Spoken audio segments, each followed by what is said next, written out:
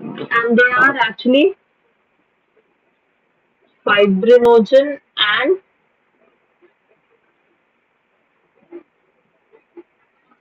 prothrombin. ठीक है? So these are the two clotting proteins. If these clotting proteins they are not present in plasma, the component which is left that is known as actually serum. ठीक है? अच्छा, ये सब तो हो गया अबाउट द जनरल पॉइंट्स. सिर्फ मैंने थोड़ा ऊपर का ओवरव्यू आपको दिया है. Now we are going to talk about the corpuscles. So this is all about the plasma. Now we will talk about the blood corpuscles.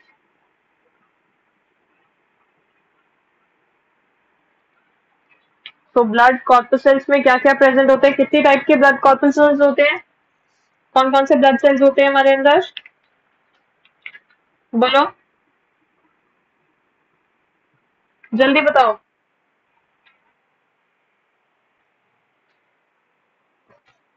हाँ, वही वाले वही वाले. अब बताओ कौन से होते हैं? हेट. हेट. It's okay. किस में डिवाइडेड होते हैं? क्या डिवाइडेड होते हैं? हाँ, तो ये किस में आते हैं? ये क्या है?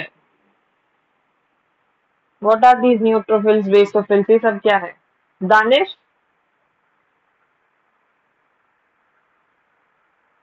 दानिश. मुदित. दानिश, अच्छा यू आर लिसनिंग. बोलो, how many types of blood cells are there? Please मत बोलना कि याद नहीं है. से समथिंग एटलीस्ट. जल्दी बोलो बच्चे, मुझे आगे चैप्टर कंप्लीट कराना है प्लीज. वैसे भी this is all sort of a revision for you guys because you have already studied it and I am not saying anything new to you. Mudit, can you answer this question? What types of blood corpuscles?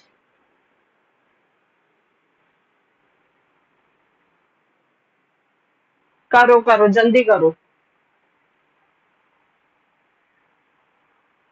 जल्दी जल्दी. Just मुझे give me the types, कौन कौन से होते हैं, उसको detail में मत लिखने लगना.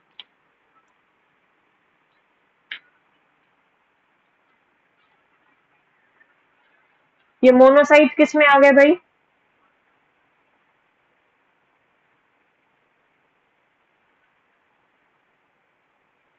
मोनोसाइट इयोसिनोफिल किस में आते हैं? तो ये लोग भी बोल रहे हैं what different are you saying from them?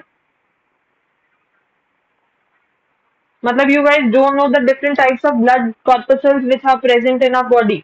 कभी ब्लड टेस्ट नहीं कराया है क्या? Haven't you ever got yourself tested? Blood test नहीं कराया कभी खुद का? आई एज्यूम वो तो सभी ने किया होगा. ब्लड टेस्ट तो सभी ने ही कराया है अपना. अरे ठीक है. हाँ, तो erythrocytes you do not divide them this particular way. सबसे पहले तो you do not divide the cells, blood cells in this particular way. You are telling me the sub types of all of these. So there are three types of blood corpuscles which are present in our blood. They are RBCs, WBCs, and platelets. Platelets. So whatever you guys are saying, they all come under the white blood cells. कुछ भी कभी भी आपसे कोई पूछे how many types of blood cells are there, you do not have to mention neutrophils, basophils. कोई कहेगा पागल हो क्या, you're a bio student and you don't know what are the blood cells. So you always have to mention there are RBCs, WBCs and platelets. ठीक है? So और क्या present होगा? अच्छा, आरबीसीज को और भी क्या बोलते हैं बताओ? RBCs are also known as red blood cells or the erythrocytes. ठीक है? अच्छा, आरबीसीज में मुझे बताओ न्यूक्लियस प्रेजेंट होता है कि नहीं होता है? जल्दी. So the RBCs they are actually enucleated when they mature. In the younger stages, RBCs have nucleus, but to accommodate more oxygen, RBCs they actually remove their nucleus. ठीक है? So they are enucleated at maturity. What is their shape? They are actually biconcave.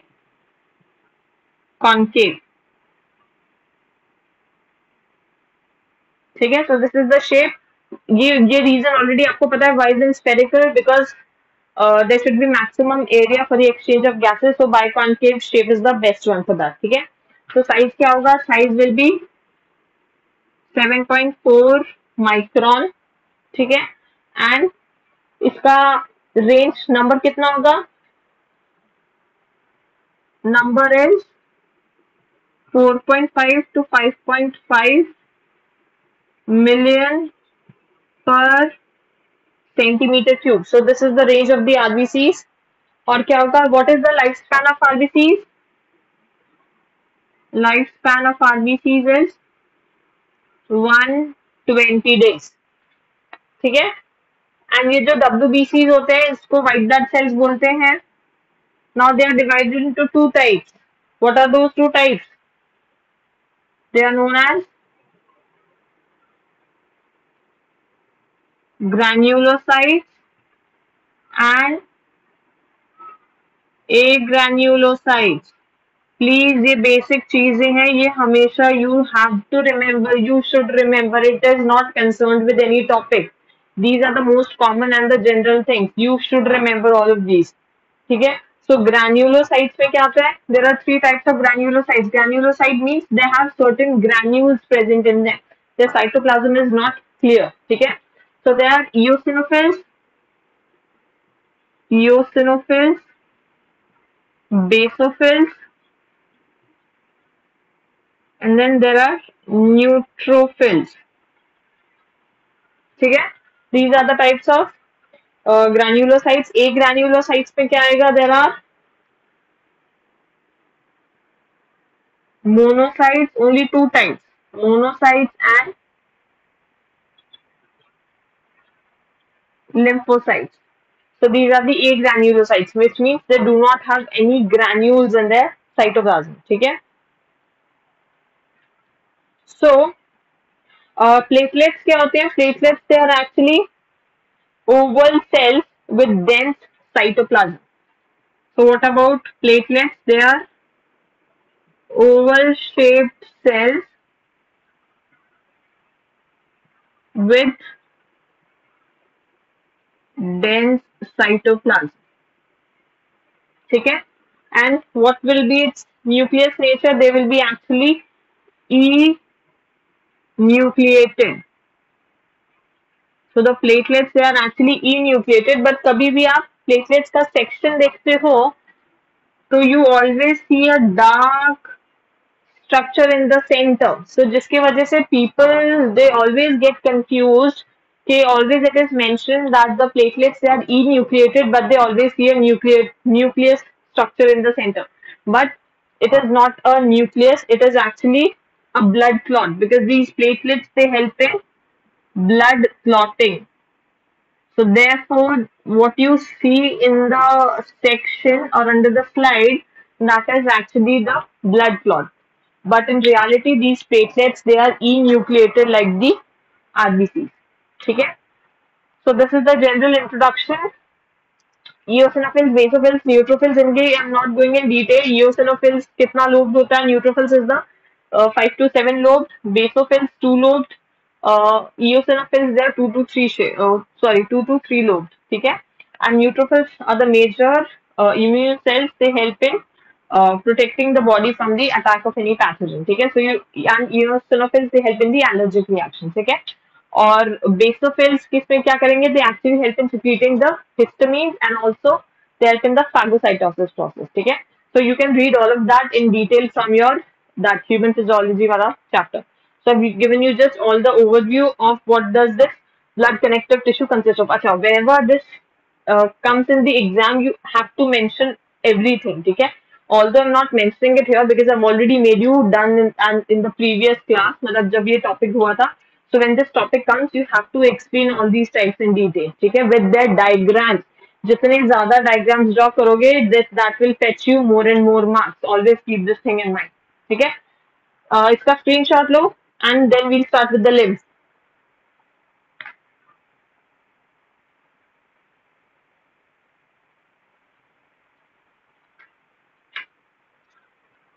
Done?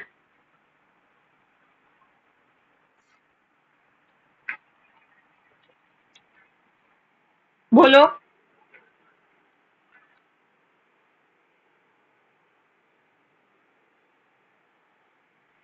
बच्चे platelets कम इसलिए हो जाते हैं, सबसे पहले तो जो डेंगू होता है that is caused by which mosquito, that is actually caused by Aedes. ठीक है, कभी घर में अपने ऐसा मस्कीटो देखा है जिसके ऊपर जो जब वो ऐसे बैठता है तो यू मस्ट हैव सीन कि उस पर ऐसे सिल्वर कलर की मार्किंग्स होती हैं। कभी घर में नोटिस किया हो किसी मस्कीटो को तो उसके ऊपर सिल्वर कलर की मार्किंग्स होती हैं। ठीक है, तो वो जो सिल्वर कलर की मार्किंग्स होती है that is actually this Aedes mosquito, मतलब जो ये डेंगू का मस्कीटो होता है that is actually this particular mosquito. ठीक है, सो व्हाट हैपेंस कि जब ये मस्कीटो बाइट करता है तो and it start sucking the blood. ठीक है, and it is not necessary, जैसे मलेरिया की लाइफ साइकिल में होता है कि इट इज नॉट नेसेसरी कि कभी भी कोई भी मस्कीटो किसी ह्यूमन को बाइट करता है तो that person will suffer from malaria. It is not the case. होता क्या है कि जिस मस्कीटो में एक क्या होता है, मलेरिया में एक प्लाज्मोडियम होता है। ठीक है, Plasmodium is actually the positive agent of that malaria. तो अगर उस मस्कीटो में ये प्लाज्मोडियम प्रेजेंट है तो जब वो ब्लड सक करता है तो उसके अंदर ये प्लाज्मोडियम रिलीज कर देता है। ठीक है, तो जिस ह्यूमन बीइंग में वो रिलीज हो जाता है तो उसको मलेरिया हो जाता है। But if you talk about dinghy, dinghy में क्या होता है कि ये जो एडीज और क्यूलेक्स मस्कीटोज होते हैं ये क्या करते हैं, whenever they try to suck the blood, ठीक है, तो जब वो ब्लड सक करने लगते हैं, why doesn't the human being get to know कि उसमें से ब्लड सक हो रहा है? बिकॉज वो सबसे पहले क्या रिलीज करते हैं, दे रिलीज एन एंटीकोगुलेंट। वो क्या होता है, उनकी सलाइवा में प्रेजेंट होता है। ठीक है, तो वो जैसे ही मतलब ब्लड सक करना स्टार्ट करते हैं किसी ह्यूमन बीइंग के बॉडी में से, तो दे रिलीज दैट एंटीकोगुलेंट। ठीक है, एंड वो they keep on sucking the blood and sucking the blood. ठीक है, and human being that person actually doesn't get to know कि some mosquito is sucking the blood, plus उस mosquito के अंदर that positive agent is present. ठीक है, तो वो होता क्या है कि इसकी वजह से जो ब्लड प्लेटलेट्स का काउंट होता है वो बहुत ज्यादा डिक्रीज हो जाता है। ठीक है, और जो फीवर होता है, कभी भी इनमें नोटिस किया होगा कि इनके अंदर जो फीवर होता है मलेरिया या इनके अंदर, वो either it happens in the morning और it either happens in the night, because ये जो मस्कीटोज होते हैं दे आर एक्चुअली नॉक्टर्नल। ठीक है, तो चाहे आप उसमें आप कितनी भी पैरासिटामोल ले लो या कितने भी फीवर रिलीजिंग या एनाल्जेसिक टैबलेट्स ले लोगे, that won't fetch you that relief.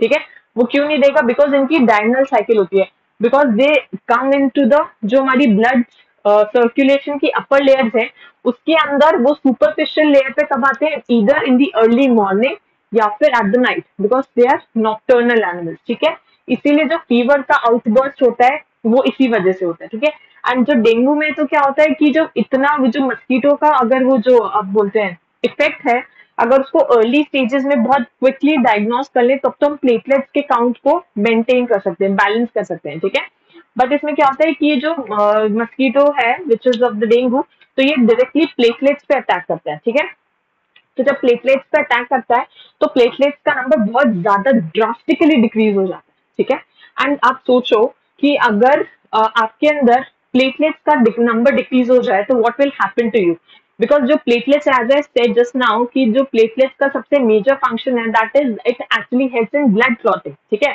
तो अगर आपके अंदर ब्लड क्लॉटिंग नहीं होगा तो क्या होगा, तो उसकी वजह से आपका ब्लड कैसा रह जाएगा, हमारे अंदर ऑलरेडी एक नेचुरल कोगुलेंट प्रेजेंट होता है विच इज द हीरोडिन। ठीक है, तो वो ही नहीं होगा तो प्लेटलेट्स का नंबर क्या होता है, बहुत ज्यादा ड्रास्टिकली डिक्रीज होता है। ऑल्सो वन मोर थिंग, जो प्लेटलेट्स होते हैं, प्लेटलेट्स का number it is comparatively lesser as compare to the RBC and WBC. ठीक है, तो उसके बाद में फिर जब इस पे प्लेटलेट्स पे अटैक होता है तो प्लेटलेट्स का नंबर और भी बहुत ज्यादा ड्रास्टिकली डिक्रीज हो जाता है। So it becomes very very very important to maintain that number of platelets. ठीक है, एंड अगर वो प्लेटलेट्स का नंबर वो नहीं बैलेंस हो पाता है या वो प्लेटलेट्स का नंबर नहीं राइज हो पाता है, the result can be very much fatal. ठीक है, एंड अभी तक इसीलिए there is no vaccine which has been created till now for this. Still so many, ये कोविड तो अभी आया है but this dengue and malaria they all are persisting in the world since a lot of time. ठीक है, इसीलिए इनकी कोई वैक्सीन नहीं है, एंड इसीलिए ये जो मस्कीटोज होते हैं ये they basically attack the platelets, तो और वो ब्लड क्लॉटिंग को हेल्प करते हैं प्लेटलेट्स, तो ब्लड क्लॉटिंग नहीं हो पाएगा तो एंटायर सिस्टम ब्रेक्स डाउन, इसीलिए सबसे ज्यादा प्लेटलेट्स पे अटैक होता है। एंड पर्सन बहुत जल्दी he becomes ill and that person actually suffers bouts of fever, मतलब उसको एकदम बहुत sudden high rise in temperature होता है, एंड अगर उसको फीवर आता है तो fever doesn't come down, it बहुत बहुत हाई फीवर है, ठीक है. These are certain kind of similarities both in case of malaria as well as in case of dengue, ठीक है. बट मलेरिया में एक्चुअल में क्या होता है कि उसमें ऐसा नहीं होता है कि वो कौन से ब्लड सेल को अटैक कर रहा है, बट डेंगू के अंदर it specifically attacks the blood platelets, ठीक है. Anything else? तो इसके बाद में जो आपका टॉपिक है दैट इज एक्चुअली लिम्फ, ठीक है.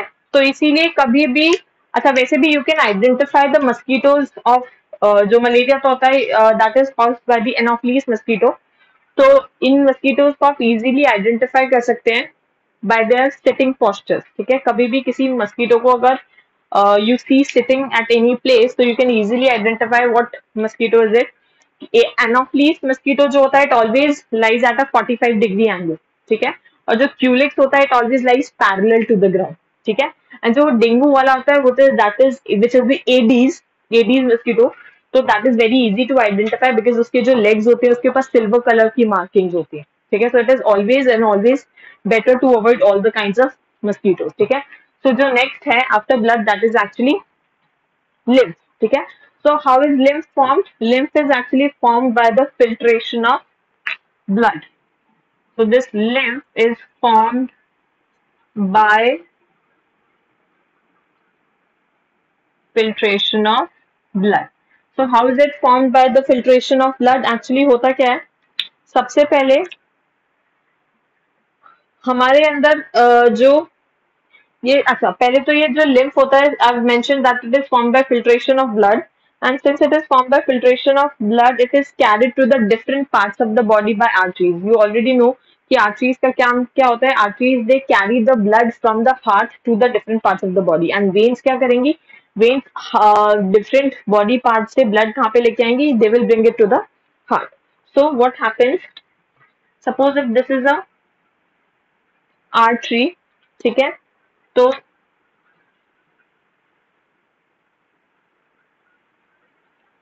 दिस इज एन आर्टरी, तो आर्टरी क्या करती है, they do the branching,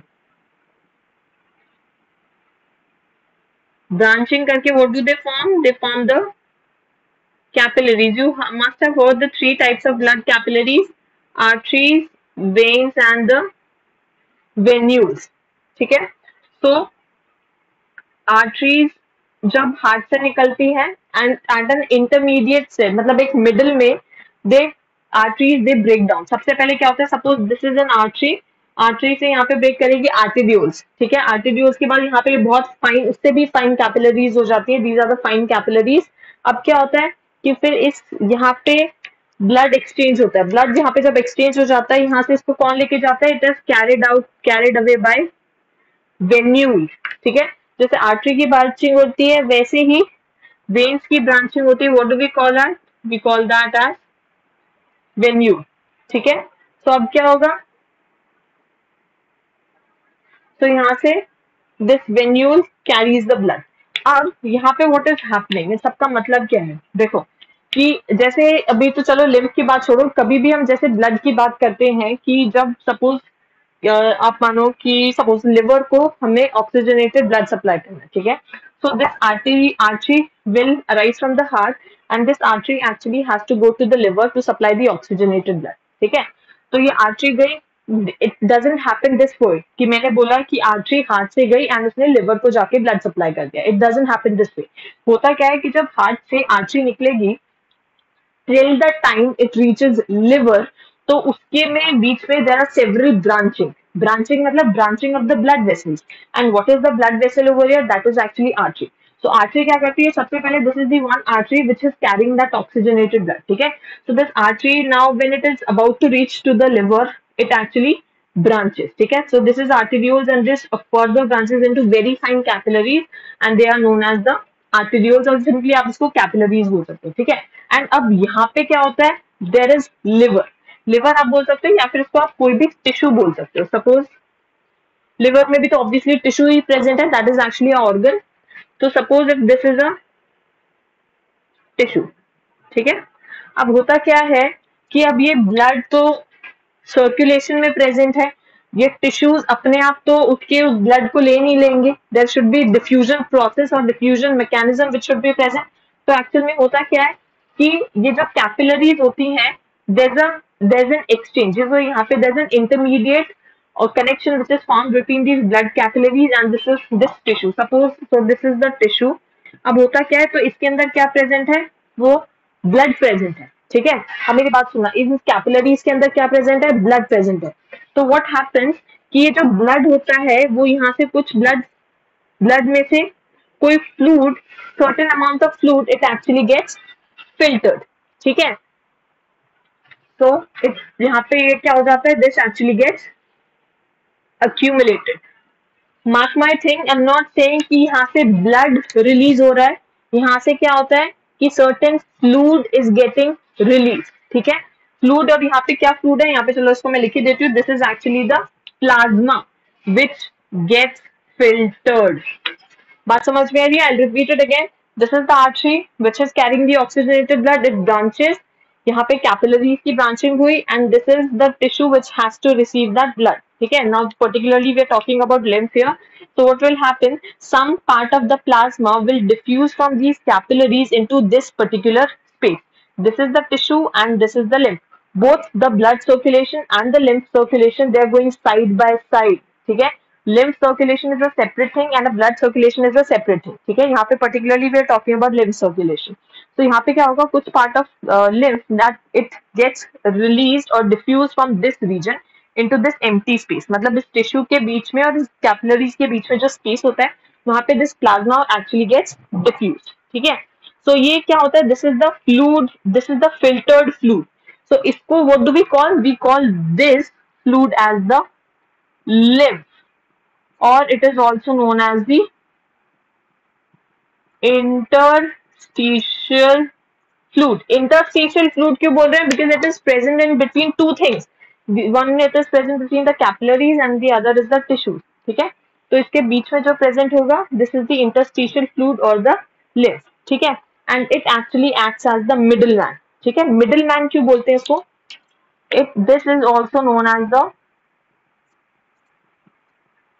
middleman, it acts as the middleman इसको क्यों बोलते हैं, because it helps in exchange between the blood and tissues, exchange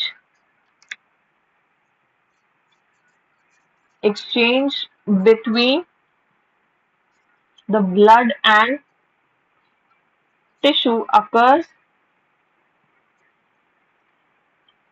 through lymph, ठीक है।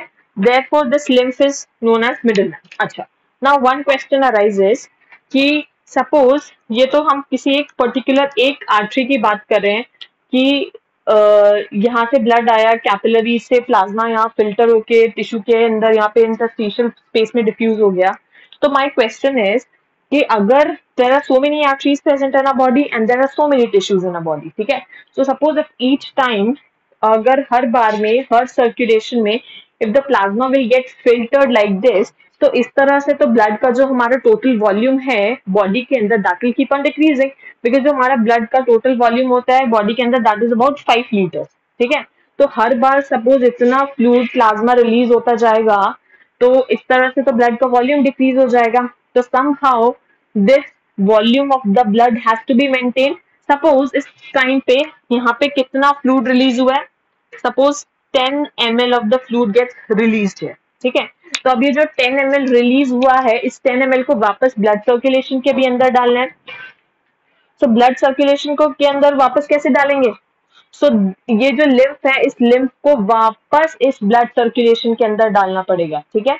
सो अब इफ ये जॉब कौन करेगा कि इस लिम्फ को वापस ब्लड सर्कुलेशन के अंदर कौन पोर करेगा, so this job will be done by the lymphatic vessels। So what will these lymphatic vessels do? These lymphatic vessels, they carry the lymph and pour it back to the blood circulation।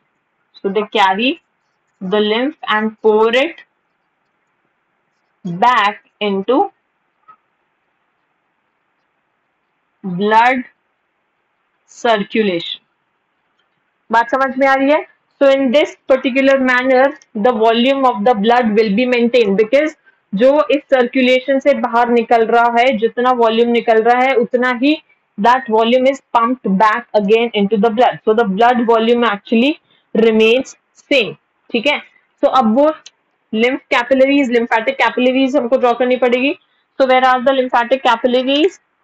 So अब ये lymphatic capillaries कहाँ से arise करेंगे? They will arise from this tissue itself.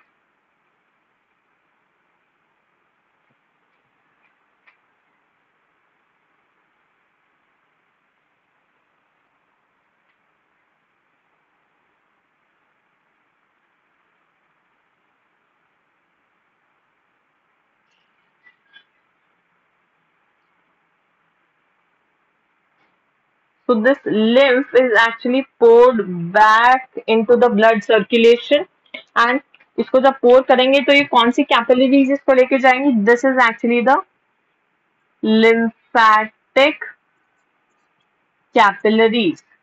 तो ये lymphatic capillaries क्या करेंगी? जो यहाँ से प्लाज्मा रिलीज हो रहा है, जो lymph रिलीज हो रहा है, देखो lymph से कंफ्यूज नहीं होना है. lymph सिंपल क्या है?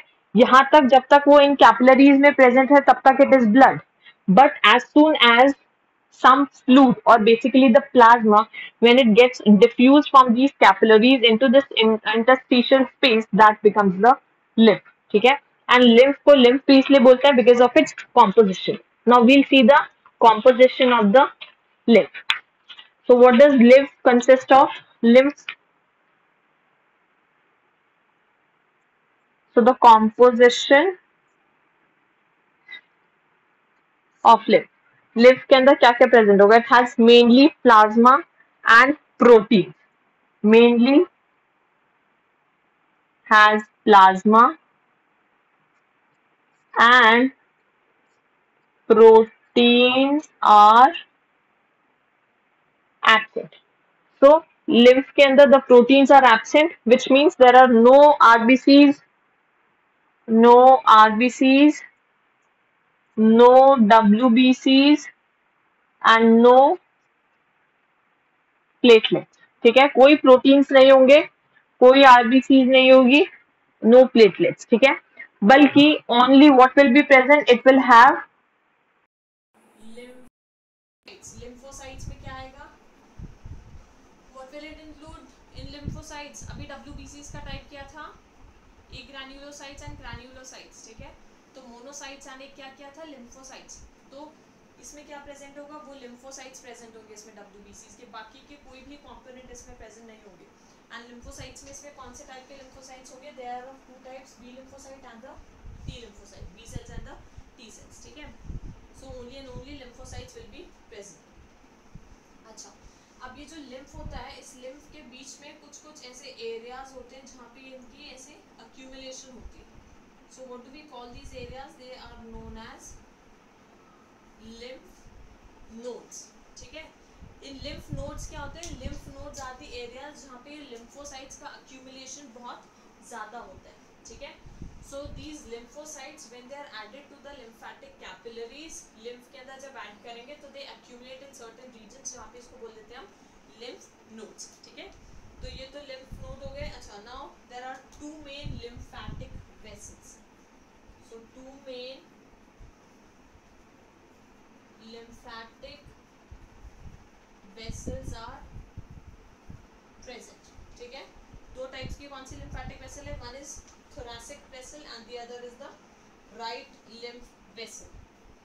So one is thoracic and the other is right lymph vessel. ठीक है?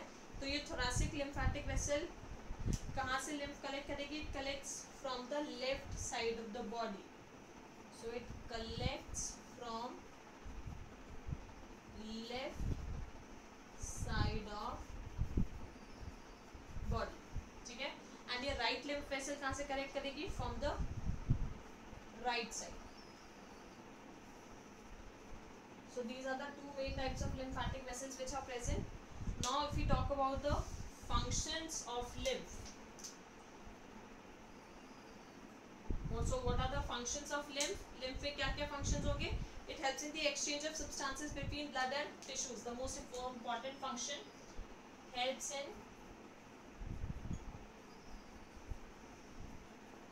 exchange of substances between blood and tissues. ठीक है, और क्या करेगा? It also helps in transport of fats. अगर digestion वाला chapter याद हो, so we talked about एक vessel, lymphatic vessel बोला था, जिसको हम बोलते हैं lacteal. Lacteal अगर याद हो, which is present in small intestine. तो ये जो lacteal होती है, that is actually a lymphatic vessel, and ये small intestine region में present होती है, इसीलिए इसको we call it as lacteal. ठीक है? So this lacteal actually carries the fat and it is present in the intestine. And what is the third function? That is, it helps in the defense mechanism. Defense mechanism में क्यों help करेंगे? Because it has lymphocytes and two types of lymphocytes are present, the B cells and the T cells. So these B cells and the T cells, they help in actually providing humoral immunity as well as the cell mediated immunity. ठीक है? So therefore these are the major functions of the lymph. ठीक है, आपका nervous tissue रह गया है. nervous tissue तो फिर अभी हो नहीं पाएगा, so I'll make you do that in the next class. ठीक है, किसी को कोई doubt है इसमें तो you can ask, otherwise then we'll meet in the next class.